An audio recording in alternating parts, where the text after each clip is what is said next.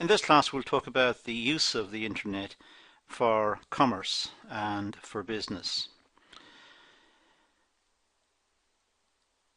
The internet is a network of computers that has no central control or organization.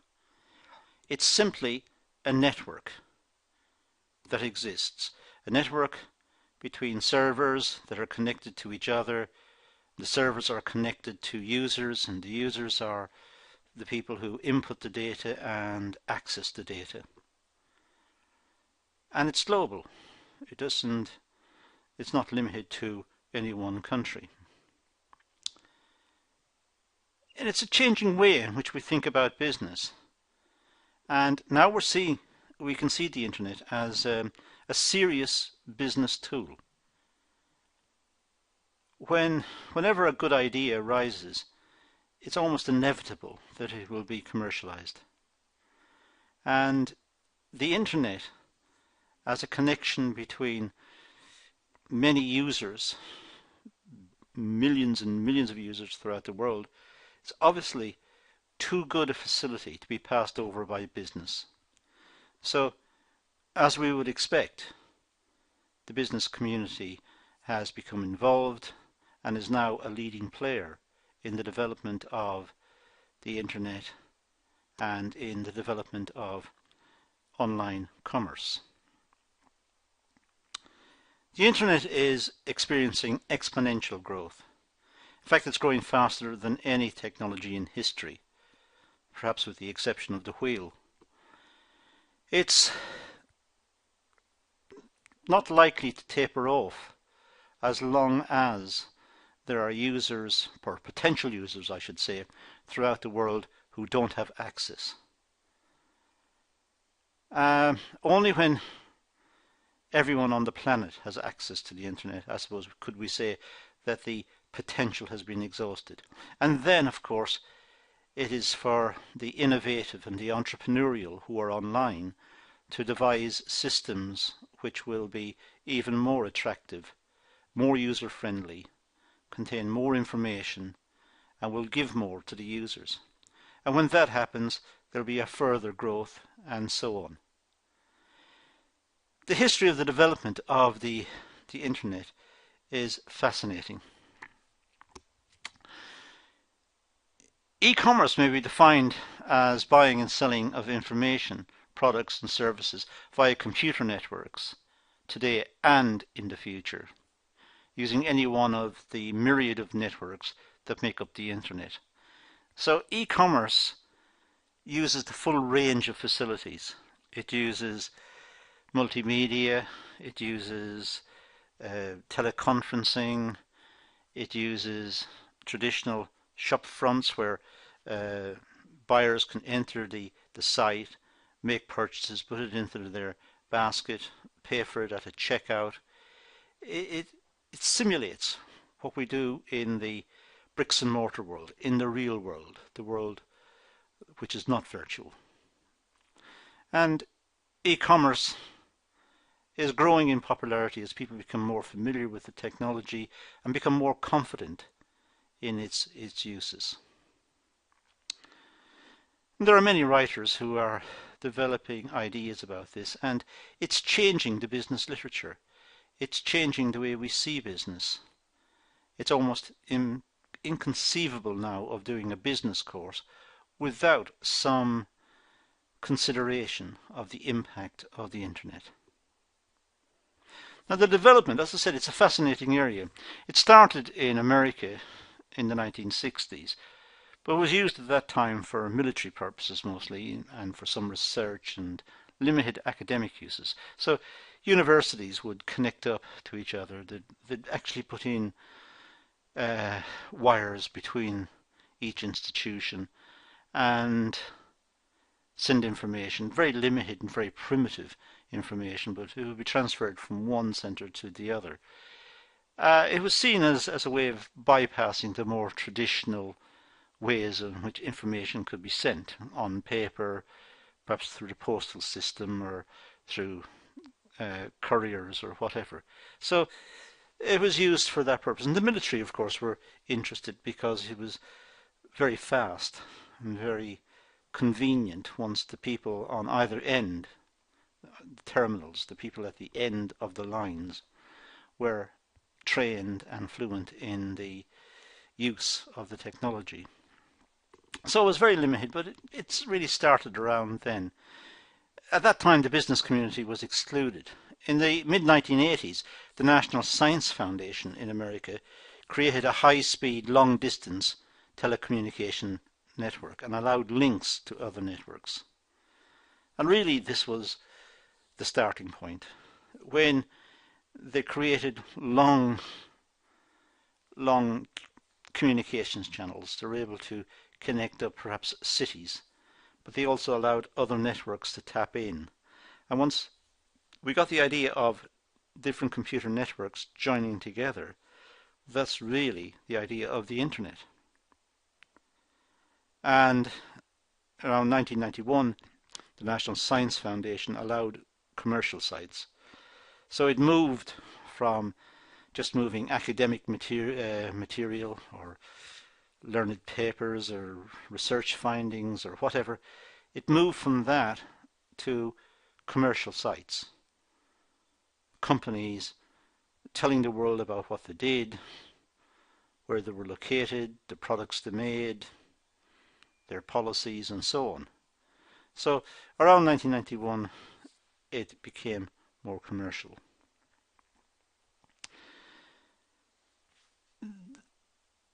It was critical that there was a better way of connecting, and the advent of the World Wide Web caused the business community to take notice.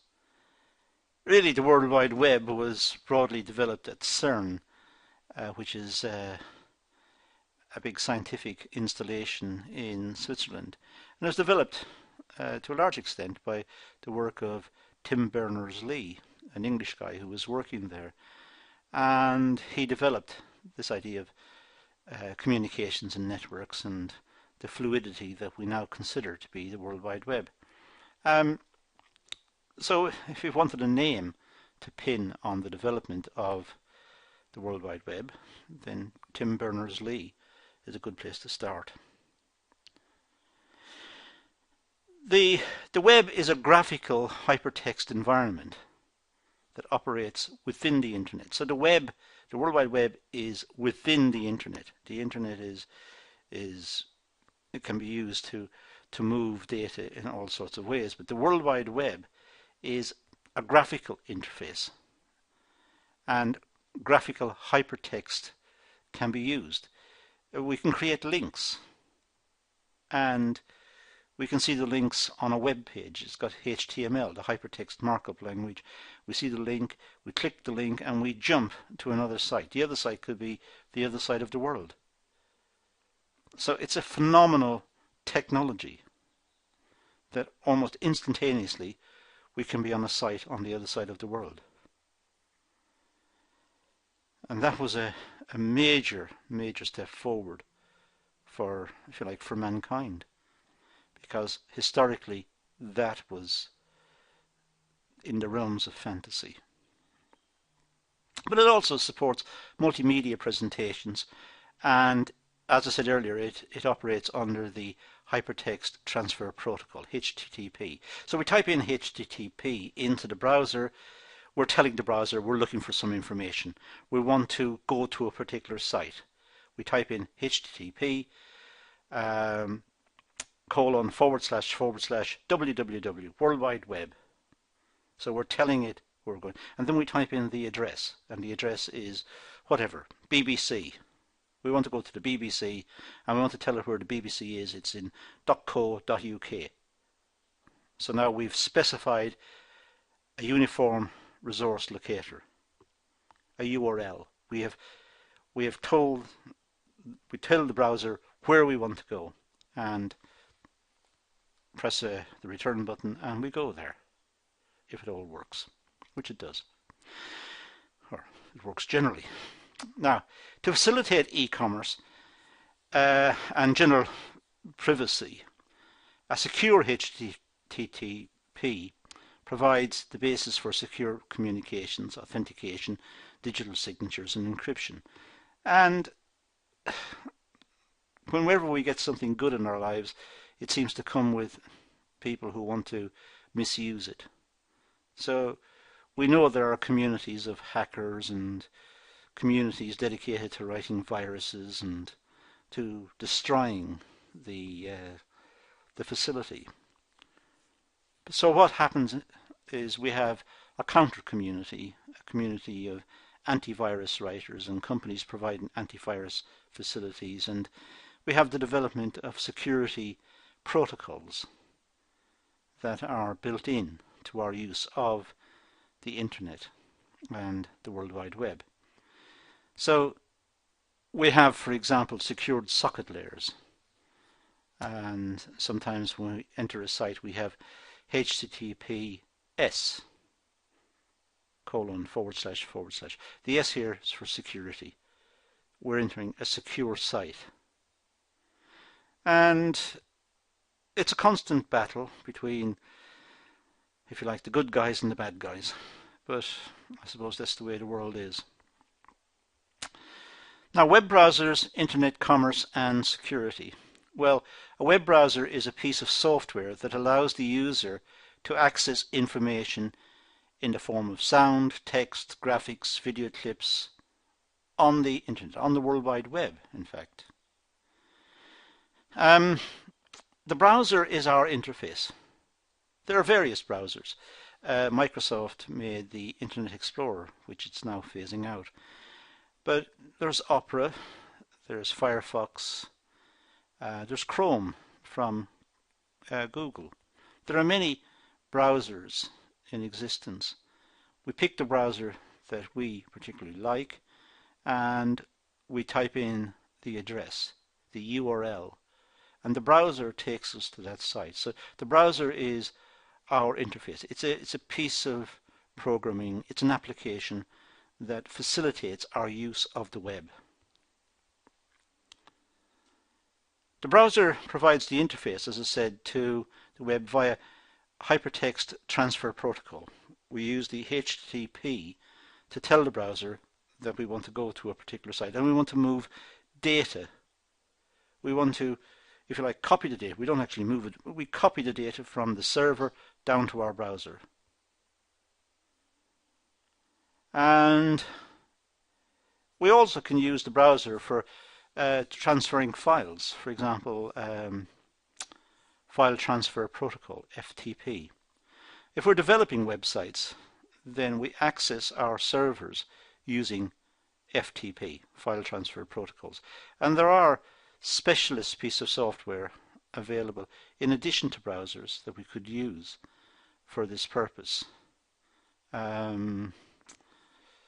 FileZilla is one of them that's quite popular, but there are many. Again, the idea is that sometimes we want to move files from, let's say, our particular computer, our laptop or our desktop or whatever. We want to move these files from there to a server, and we do that using the File Transfer Protocol. The Secure Hypertext Transfer Protocol enables browsers to encrypt information being sent to a server, digitally sign the request, and authenticate the identity of a server. So, as I said, security has become much more refined and much more sophisticated as time has gone by, mostly because the work of hackers and virus writers has become very sophisticated as well. So it's a constant battle between the two. But browsers have become more sophisticated, and the browser, I suppose, is at the cutting edge of this particular battle between the people who want to give us viruses and destroy the World Wide Web, and the people who want to battle on.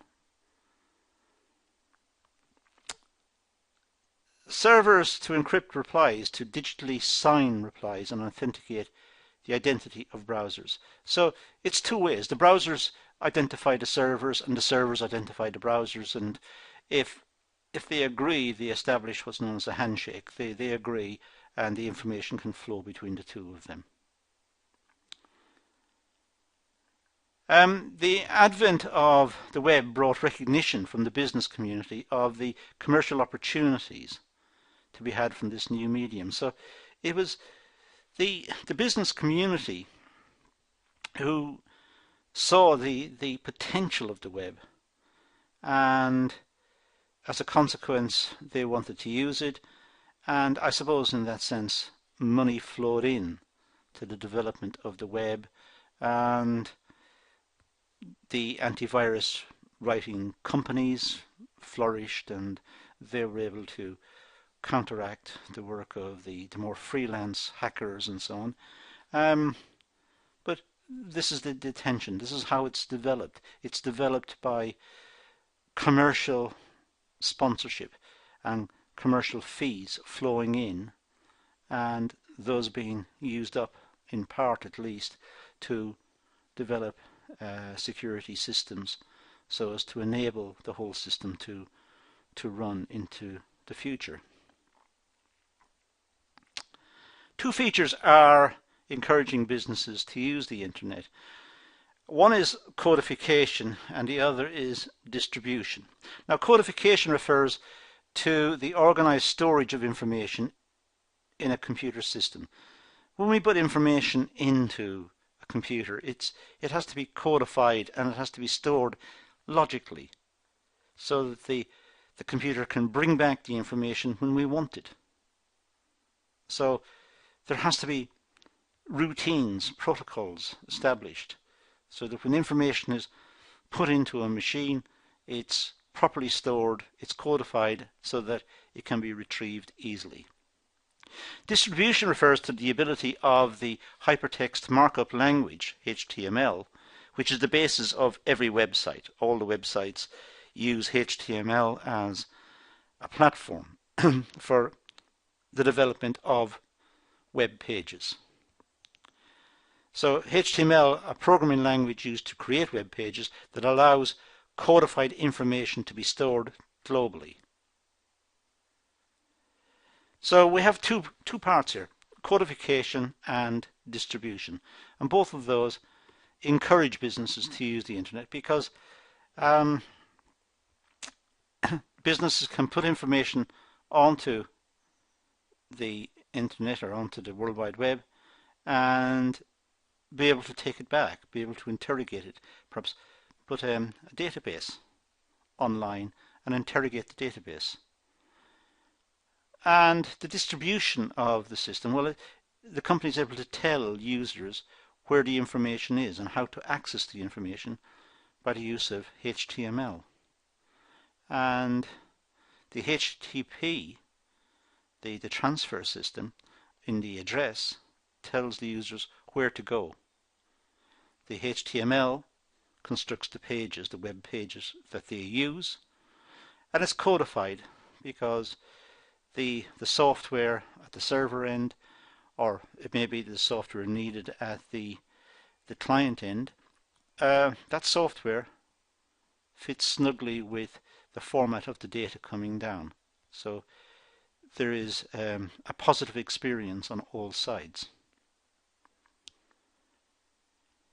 There is another language called the Extensible Markup Language, XML, allows developers to use common tags such as item number, item name, item price. It's close to programming in the sense that the information is stored and can be retrieved and manipulated very easily.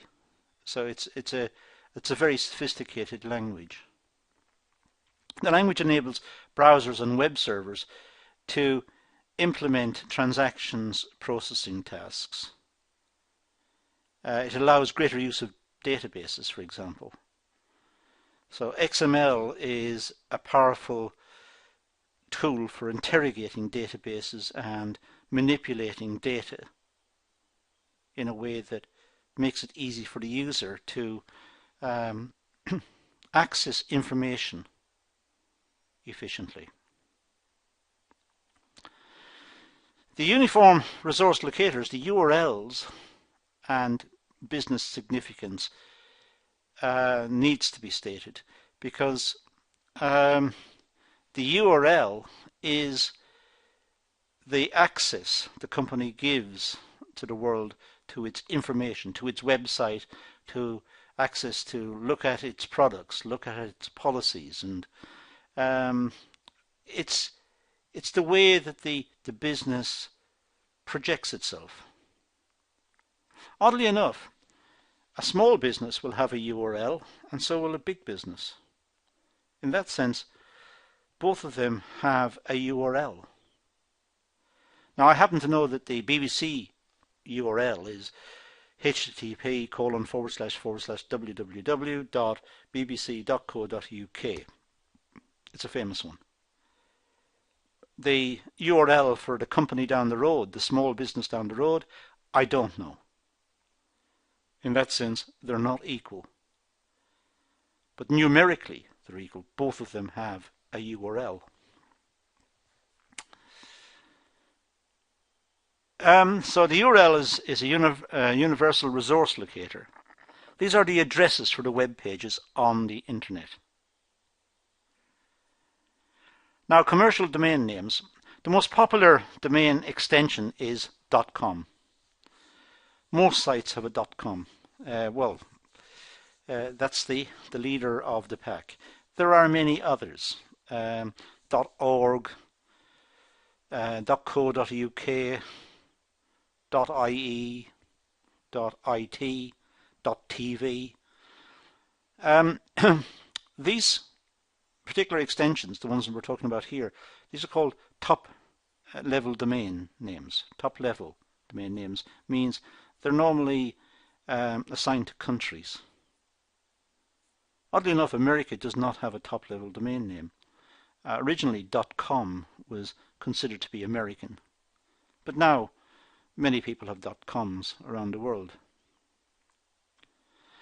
There's also a recognition that web addresses, URLs, are running out, in the sense that the demand for URLs is outstripping the availability of URLs. And for that reason, there has been a move to create more possibilities.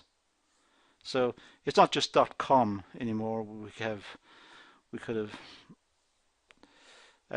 .agriculture or .medicine or whatever. There are many different extensions that may come into existence over time, and there are proposals and there are developments indeed to bring in new extensions right now, and these will develop into the future. It may be possible even to have unique extensions. So I don't know, Coca-Cola might be .Coca-Cola, or Ford, the Ford Motor Company, maybe .Ford. So cars.Ford. That might be the address. So there are lots of possibilities in terms of the development of URLs. But generally speaking, companies try to get names which are meaningful in the context of their business. So companies are constantly trying to find names which reflect the type of business that they're in. As I said, there are other extensions, .co.uk, .net, .tv. And these are also filling up, so that new extensions are constantly appearing. Most extensions carry country identifiers. .co.uk is clearly a UK extension. .au is an Australian one. As I said, these are top-level domain names. Top-level means they are held by countries, and countries issue these extensions. As I said, America is quite unusual in the sense that it doesn't have a .us, a .com.us or whatever. But it's only a matter of time before the pressure to have an increase in the amount of URLs will perhaps alter that situation. Commercial domain names. There's now an established market for domain names and many legal issues over ownership and the rights to names. There's all sorts of issues about who owns the name and if they've got a right to that name.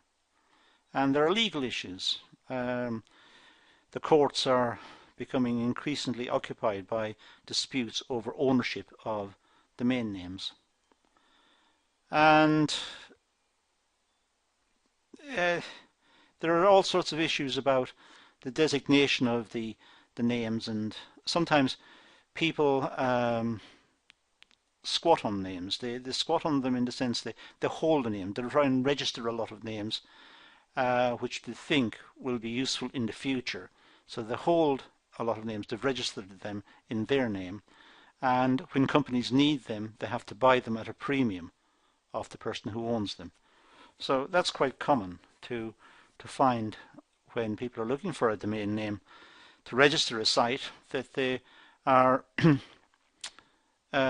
shunted away into a private area where there's a company selling that particular name, but they're selling it at an inflated price.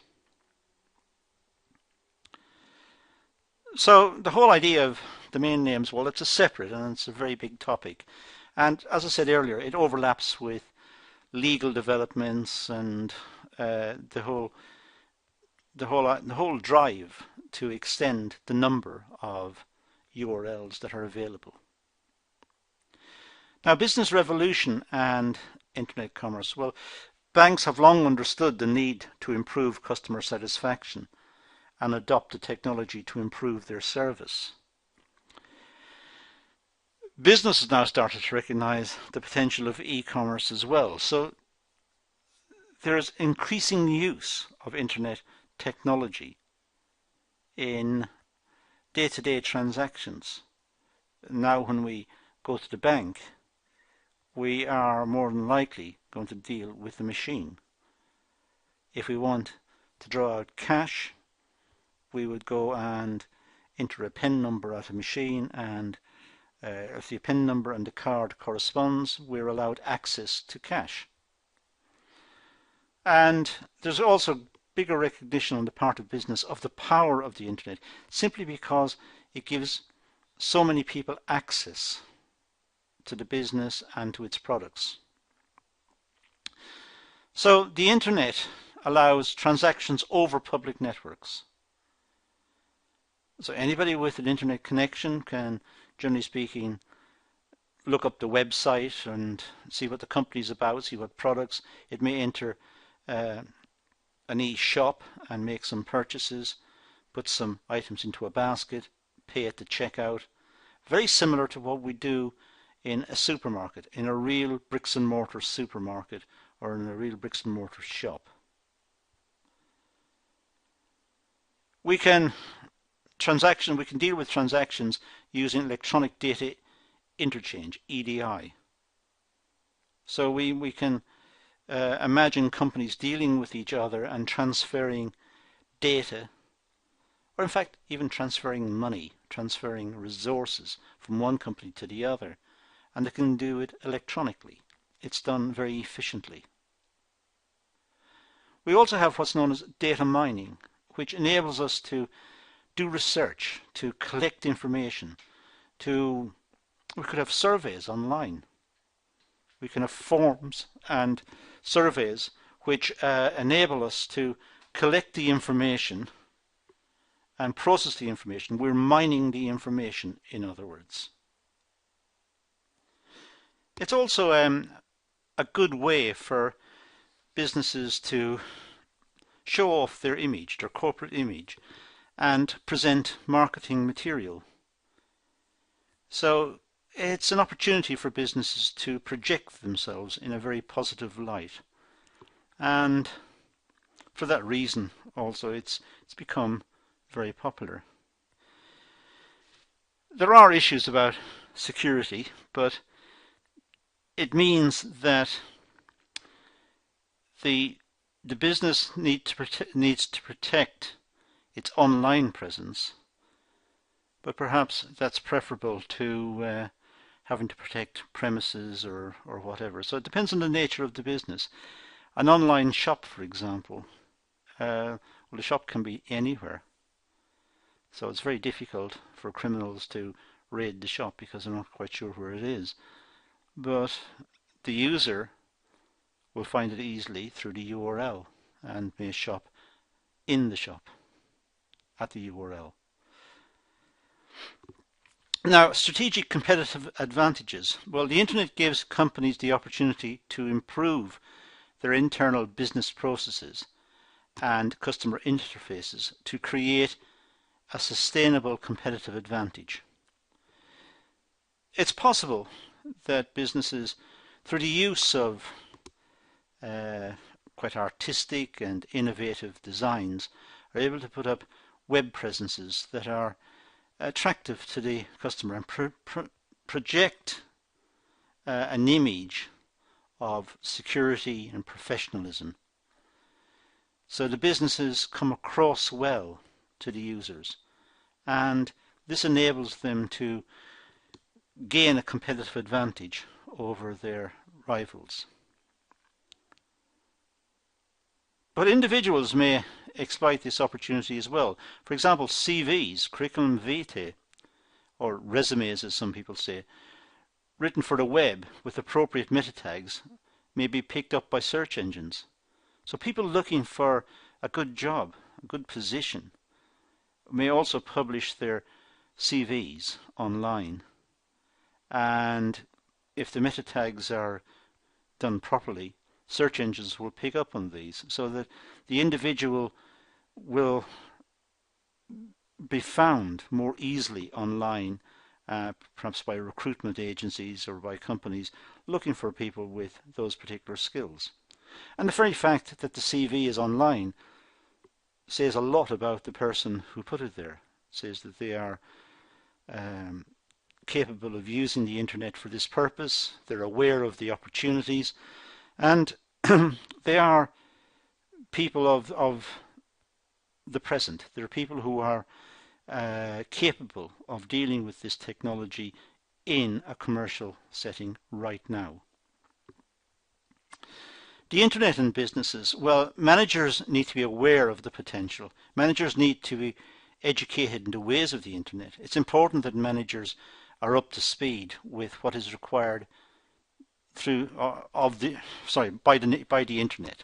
It's important that managers are familiar with search routines and how to put up information and how to evaluate customer queries and deal with customer queries and respond to them efficiently and online. It's important that managers are able to deal with emails, to access multimedia material, to send data across the internet and so on. So managers must be educated in this way of dealing or of business. And it's essential that managers are up to date. There must be training and retraining so that managers all the time are familiar with the latest technology. They're confident in its use. They know how to deal with it.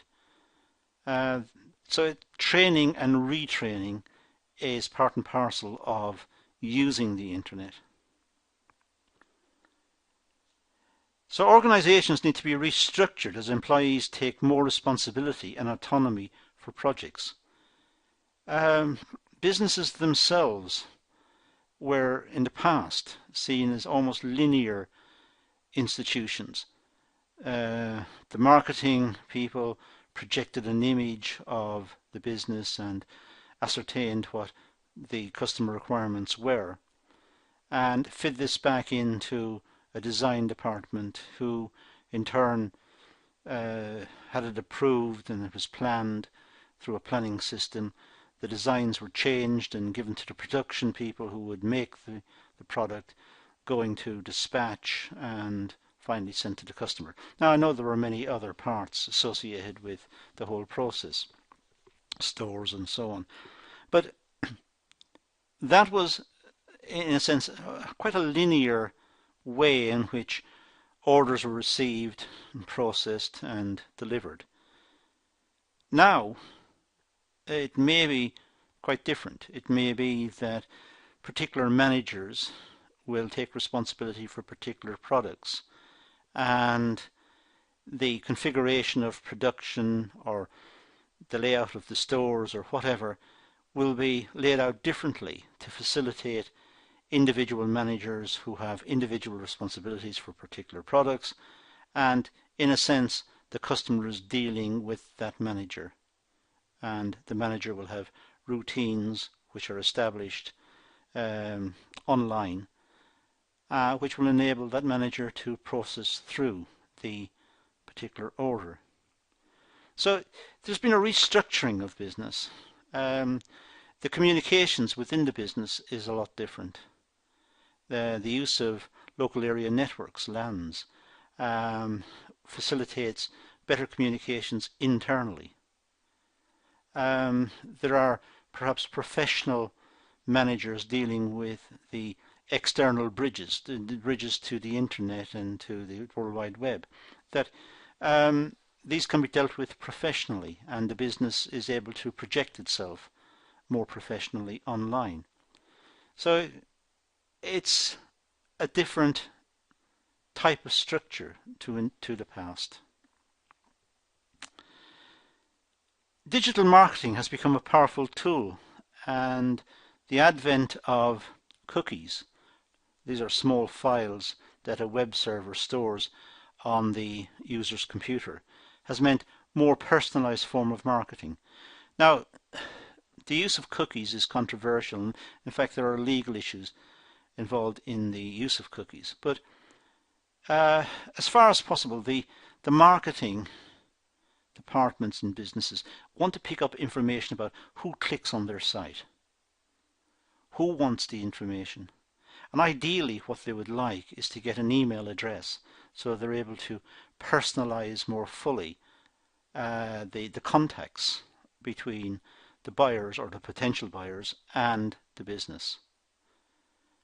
So there is a constant drive on the part of business to try and collect information about people who click on their site or access particular facilities of the site, who show interest in their product, in other words. Because by showing interest in their product, they're halfway there to being a full customer. They are part of the way to being a full customer. They will make a purchase. They just perhaps need a little bit of support, a little bit of push to become a buying customer. Now, the use of cookies, as I said, is controversial, and that could be the basis of a different talk. But certainly in the past, cookies were seen as a way of collecting information about people who clicked on sites. Managers must be aware of the productivity gains from email and conferences. Emails have been a phenomenal success in business. Emails enable communications to run fast and smooth, and emails may contain attachments or embedded information. And managers need to be familiar, totally familiar with the use of emails. It is a fundamental skill that managers must possess if they are to do business in the modern world. Communication software in general has improved. The use of Skype, which is free, the Microsoft Skype, which enables video conferencing and real-time chat, talk. The use of that in business is in itself a phenomenon. But there are others. There are many other forms of WebEx and CU, CME and various types of transferring data and there are so many different facilities that facilitate communications that they are almost impossible to list. But the managers must be familiar with them, and the managers must use them extensively and properly so that communications within the organization and communications between the organization and external customers is facilitated. There are security issues. Hackers have always posed a problem on networks. Why hackers exist is difficult to say. Some people just have a desire to destroy. But hackers do exist, and hackers write small programs which embed themselves into other programs or into communications, and when they're activated they can destroy hard drives and destroy computers or destroy servers. They are very destructive pieces of coding. And there's a whole industry that has developed, an antivirus industry, which has grown up to try and block malware and viruses and so on. And there's a constant battle between the two sides. The possibility of losing confidential information such as credit card numbers, PINs and corporate plans and details has been a deterrent to the wide-scale adoption of the internet for commercial purposes. Companies are very worried about putting information online or communicating the information online because if the information when it's online is intercepted by hackers, then that becomes a danger, a threat to the business. So the existence of this community of hackers, global community of hackers, is a deterrent to the widespread use of the internet. All sorts of people, going way back, Netscape produced secure servers and secured socket layer protocol. But there's a constant drive on the part of Microsoft and Google and many others to try and develop systems which are difficult to hack. There are companies operating commercially who develop algorithms to try and sort out viruses and malware. McAfee and Kaspersky and many other companies who try to develop solutions to this problem. And it appears that the most secure way is to have secure networks. Secure networks, perhaps Company A, who deals a lot with Company B, may have a secure line to that company, and they only deal across that line. That means it's not on the World Wide Web, it's not operating in the internet, and it's difficult for hackers to get into it. But of course, that may be useful as, if you like, a wider area network.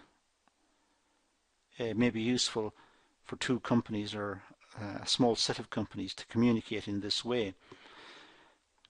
But they're not using the public dimension of the internet. Shopping experience issues. Well, it's often asserted that shopping is an entertainment and social activity. People like going to the shops and they like buying clothes and buying items of luxury, and as well as buying the basics. So it's a whole experience going to the shop, getting products. Internet shopping doesn't have the same appeal. It's not tactile. The customer can't feel the product or touch the product. They can see pictures of it. They may be able to rotate it and see what it looks like in a 360 degree rotation, but they can't touch it like you can when you go to a shop. So for that reason, customers are likely to continue to visit shops. There's a a certain dimension and requirement on the part of customers to be able to go to shops. However, as female participation rates in the workforce increased, there was a realization that grocery shopping is not a glamorous or entertaining experience. Grocery shopping is grocery shopping. So many of the major supermarkets have developed facilities where customers may buy their groceries online and get them delivered to their home at a specific time when they know they're in. And a database, in fact, of past purchases may be saved, and the whole experience of shopping may be quite fast because it brings up what was previously purchased and enables the buyer to agree with what they wanted in the past and repeat it in the future and repeat it now. And so it can be quite automated, but there's nothing glamorous really about going to the grocery shop. The only problem with that online experience is sometimes the products are out of stock at the supermarket and they may substitute a near alternative if the purchaser allows them to do so. Or it could be that new items, grocery items, have been introduced, and of course the customer will not know about these, and they might want to go to the shop to be able to see the product, read the labels, and so every so often it's still worth going to a shop just to see what's available. Micro payments and microtransactions issues. The internet needs to be able to deal with all levels of transactions, from the smallest to the largest, in order to properly function as a commercial tool. So it's important that even small items can be purchased online to make it a more complete buying experience. So it's not just high value goods, but perhaps cheaper goods can be bought and sold as well. The risks in internet commerce. Well, there are various risks. Technological change, I should say, has often left the legal and regulatory frameworks behind. It's a question of keeping up to date with technological change, ensuring that the legal framework and the regulatory framework follow closely and monitor closely the technological changes, so that businesses operating online operate in an ethical, transparent and decent fashion. Some attempts at established standards have been tried. The trouble is that technology changes, and as technology changes, the onus is on the legal framework and the regulatory framework to keep up with the technological change. Secure electronic transactions, SET, are set up a secure communication standard that could be used for handling credit cards over the internet. There are all sorts of possibilities about purchasing. The near field technology, items which can be purchased over the internet has widened considerably, and the way in which we pay for the items has also changed. But there's an onus on the legal framework to ensure that it's fair and that there is access to the internet and to those products by a wide proportion of the population, and that nobody is simply excluded because of some technicality. That whole technology is constantly in a process of development. Now, the risks with the internet, well, lack of bandwidth. All transmissions on the internet require bandwidth. Bandwidth is the amount of data that's been sent. Clearly, if you're sending videos, it's a lot of data. If you're just simply sending small emails, it's less data, but all transmissions require bandwidth. So text and email, for example, require little bandwidth, while sound video require a lot. So bandwidth measures the amount of data that's moved per second. The widespread use of broadband connections will usher in a new phase in the life of the web and cause a convergence between traditional appliances such as television and radio and the web. Well, we're already starting to see a blurring between the two. Many people may now access television programs online. The BBC has an iPlayer for people who currently hold a television license. They can access the iPlayer and look at episodes of dramas or entertainment or sport or news or whatever, and they can get these. Some of them are live and some of them are archived, are past editions. It's possible to access many radio stations online. Internet stakeholders. Well, the following is a list of parties interested in development of the Internet. I'm going to go through these fairly fast because they are straightforward. So let's say, for a start, the people interested in the development of Internet: software developers, Internet service providers, hardware developers, for example modems, and people who develop laptops and servers and so on. Telephone companies, really that's how we contact our ISPs, through telephone lines or mobile, or what people call cell connections. Consultants and trainers are interested, search engines and portals, shopping malls, the use of banking and shopping, and also information and education is becoming very popular online. Students use it for research and for finding information for assignments and so on.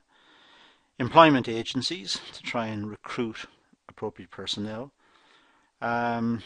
Business information providers, people who provide information about markets and about company performance and that sort of thing. Business to business opportunities. So there are many stakeholders in the Internet, and I suppose the biggest in the context of what we're looking at certainly is the business to business opportunities, and also the business to consumer opportunities. Businesses may link to each other to save costs, to improve communications, to synchronize production. Business to consumers, to market the product, to take orders, to illustrate the product, to communicate with customers regarding their buying experiences. So the Internet is a phenomenal advent in the history of man. It's likely to continue and to become bigger and more sophisticated as time goes on. These are some of the many issues that are involved when we look at Internet business, and that's all I'm going to deal with in this session. So let's leave it at that and say thank you for watching.